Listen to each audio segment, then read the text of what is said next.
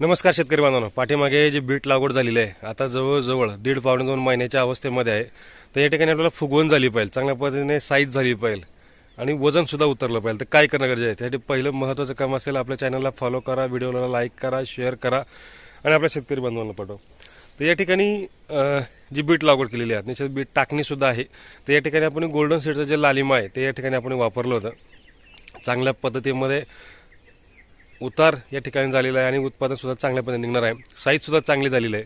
तर या ठिकाणी आपल्याला चांगल्या पद्धतीने वजन झालं पाहिजे आणि आकार गोलाकारसुद्धा राहिलेलाच आहे. तर या ठिकाणी फुगवणीच्या अवस्थेमध्ये या ठिकाणी निश्चितच आपल्याला चांगल्या पद्धतीमध्ये पोटॅशियम शोनाईट या ठिकाणी देणं गरजेचं आहे. नाही तर मग 0050 या दोघांपैकी एक ॲप्लिकेशन या ठिकाणी पाटपाणी असेल, ड्रिप असेल तर त्या माध्यमातून द्यायचे.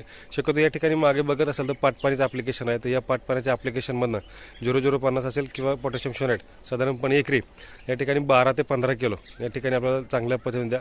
आणि जर जास्त क्षेत्र असेल तर निश्चित या ठिकाणी तुम्ही 25 किलोचं सुद्धा ॲप्लिकेशन या ठिकाणी करू शकता पाटपाण्याच्या माध्यमातून. ड्रिप असेल तर ॲप्लिकेशन या ठिकाणी कमी लागणार आहे किंवा स्प्रिंकलर असेल तर कमी लागणार आहे.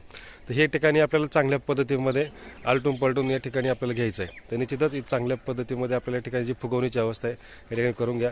निश्चितच ही माहिती आवडली असेल तर व्हिडिओला लाईक करा, शेअर करा आणि आपल्या शेतकऱ्यांना पाठवा. धन्यवाद.